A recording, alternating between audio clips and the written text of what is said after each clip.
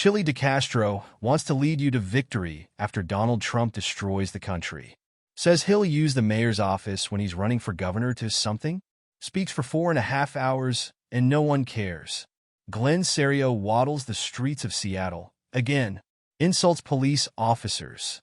Refuses to give family privacy as their deceased family member is taken away by the coroner's office. Long Island Audit pays his fines in quarters and dimes. Oh, that sly dog. Plus, who won December's GoFundMe title? Hint, it wasn't us. Boo. All this and more on this edition of Auditing Insanity.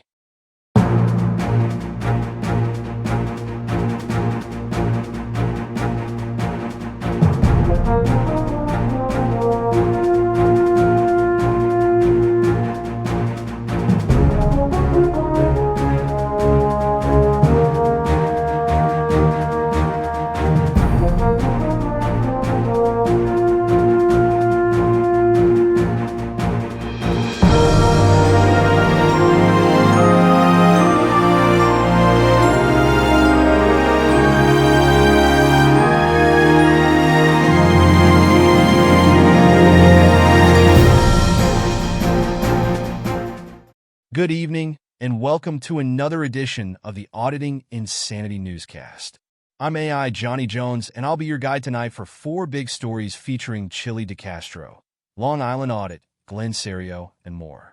We've got a packed show for you tonight, so we're just going to ask you to jump right into the news as we ask you to focus on Liberty Troll dominates GoFundMe for December. Craig Hendry's To Support Craig's Work campaign topped Thursday's GoFundMe take for the day as his urgent appeal to his fans that he needed $18,000 brought in a total of $980 in new donations. No other campaigns received donations for Thursday. Hendry's success has propelled him to the top of the GoFundMe rankings for January. But how well did his remarkable campaign do in December? December was a magnificent month for 3 of the funds that we follow, with the rest made up of drive-by donations and, well, single donations to Sean Paul Reyes' multiple fundraising efforts. In a worrisome trend, for the second month in a row, we didn't have a top 10, with only 7 of the funds that we follow receiving donations at all. With some funds getting great love from their fans because of the end-of-the-year holidays, we don't expect a repeat for this month. Rounding out the top 7 are 2 Long Island Audit funds, which are tied for 6th place. Both his Fund Legal Defense Against Unlawful Arrest and Support Freedom Stand Against Tyranny Together campaign brought in $10 for the month. In 5th place for the month, with 2 drive-by donations, again comes Long Island Audit and his Support the Fight Against Tyranny and Corruption campaign.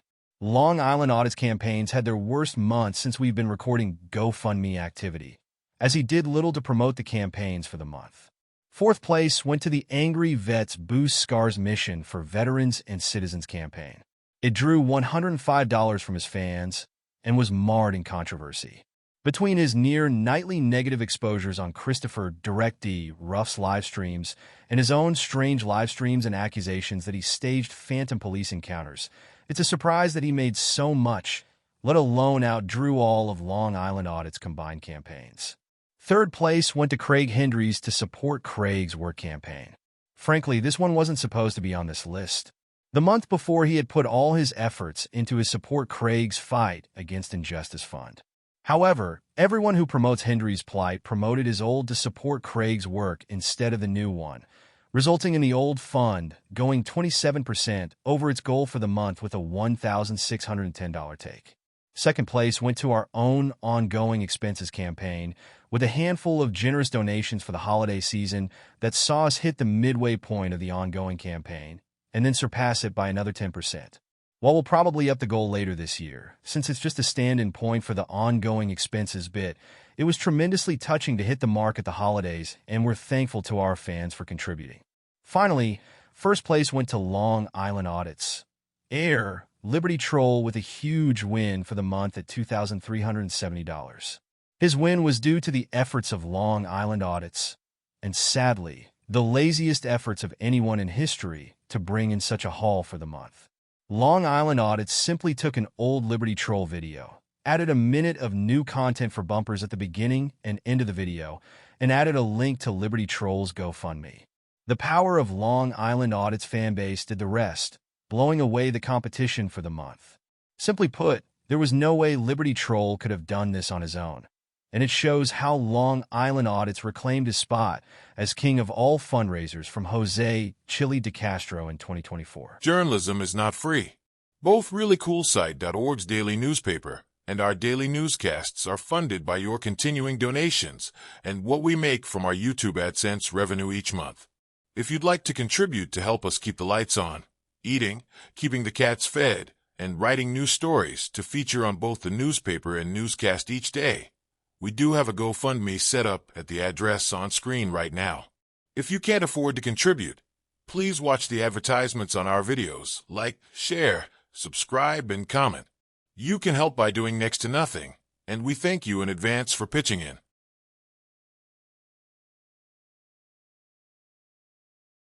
Glenn Cerio intrudes on grieving Seattle family.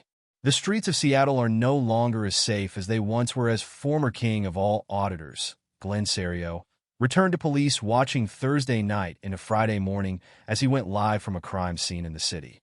Cerio, breathing heavily and apparently having difficulty walking, came upon a scene where several men were standing with police as police were parked behind a car on the side of the road.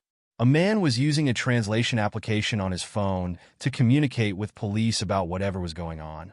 That man finished with police and approached Cerio, asking in broken English for Cerio not to film.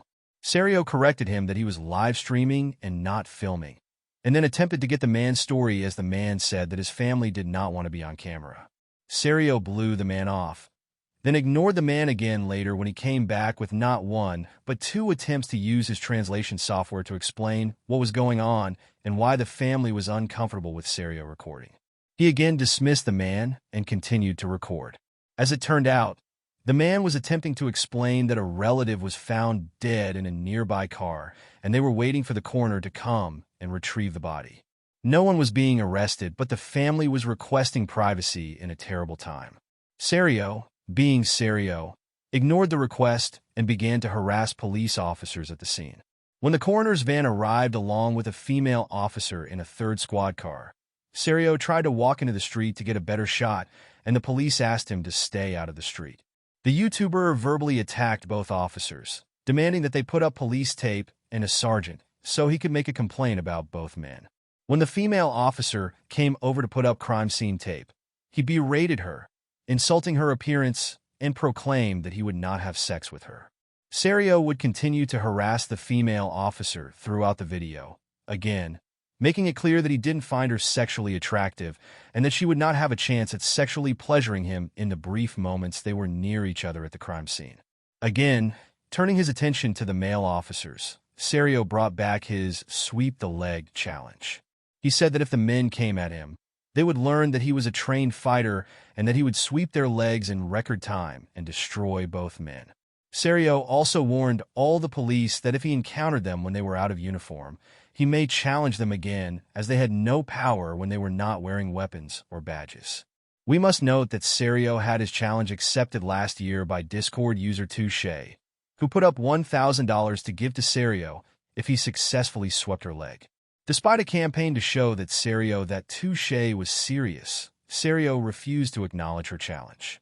Eventually, a sergeant came to the scene, and Cerio claimed that both male officers had yelled at him with hands on their weapons and he wanted their jobs.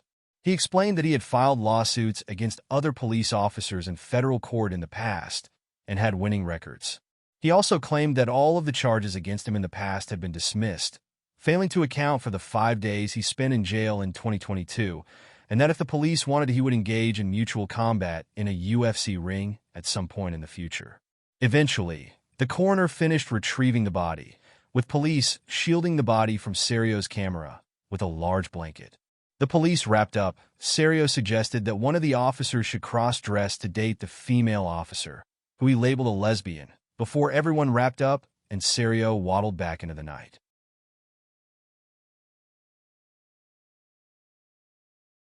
The new king of fundraising, Sean Paul, Long Island Audit's Reyes, started the new year with a new live stream Thursday afternoon as he recorded himself paying his fine in quarters for his conviction of trespassing at the Schenectady, New York, City Hall last year.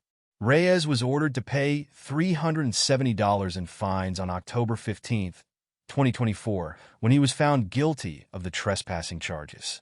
As we've previously covered, Reyes went to the Schenectady City Hall on April Fool's Day of last year with the intention of getting arrested in order to show off the Attorney Shield product he endorses. We can say he intended on getting arrested as he already had a GoFundMe set up to handle costs from the arrest and had named the live stream after the fact that he was arrested before he even entered the building. Reyes wandered through the building and filmed what he needed to film before apparently deliberately running into a security guard and causing an altercation. He was arrested and briefly held, demonstrating how his Attorney Shield product prevented police from turning his phone off. Once released, he did another live stream/advertisement for the product from the parking lot, pledging that he'd fight the charges and file a lawsuit against the city to challenge the constitutionality of Mayor Gary McCarthy's executive order banning recording in the City Hall.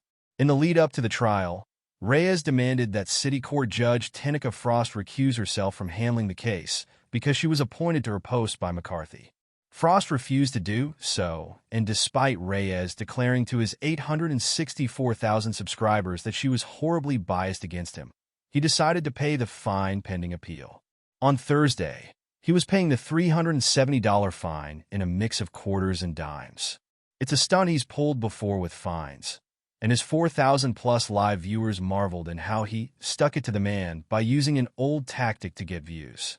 There was some dispute as to where he could record within the Schenectady Police Department as it connects to the courthouse, and if the person at the customer service window could accept coins.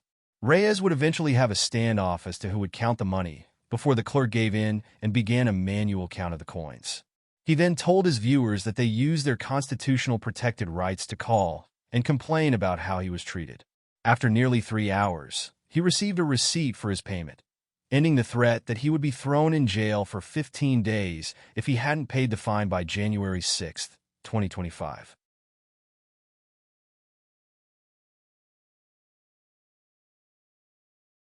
DeCastro bores fans in first stream of New Year.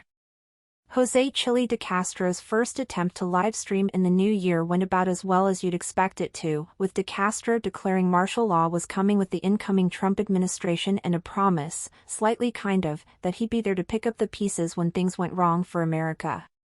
This time, he's apparently staying in the country to observe rather than run to another country to wait out the supposed coming war. He'll lead at another time, to be determined later.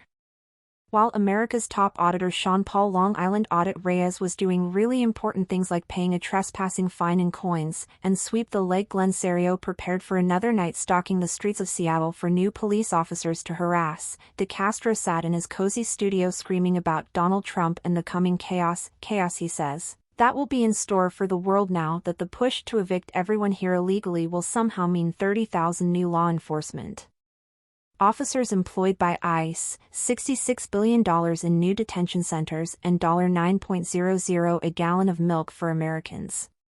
He also warned that once all the illegal Americans are gone, the prison empire would turn its attention to regular Americans. With thousands of beds to fill and profit to be made, DeCastro urged his fans to do everything possible to stop the complex before America was lost. DeCastro also warned of giving phone numbers out to police officers, as your women could then be hit on by the officers for romantic affairs.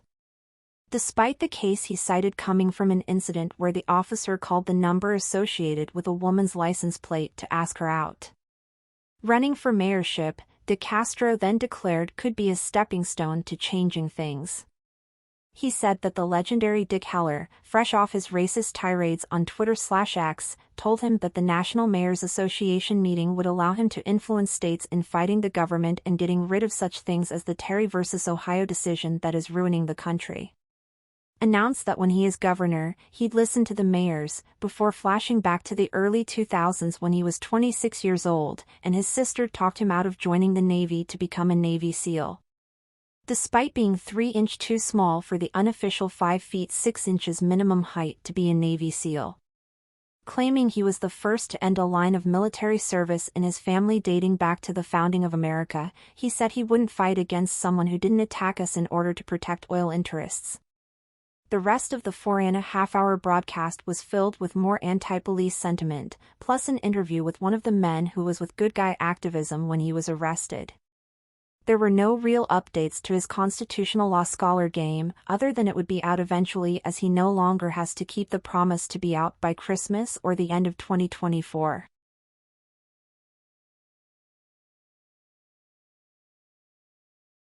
And we're back. Remember, Jim and the gang are back tomorrow night for the Not Another Freaking Jim livestream show at 8 p.m. Eastern, 7 p.m. where it counts, 6 p.m. Mountain, and 5 p.m. on the left coast. Tonight they're off the air because some bogus Frenchman and Mark the sarcastic Raleigh Polly have demanded Pope Phil to honor his contract and appear with them on their demented evening of love-making and salad shooters. Love is only a salad shooter away, folks. Good night, everyone.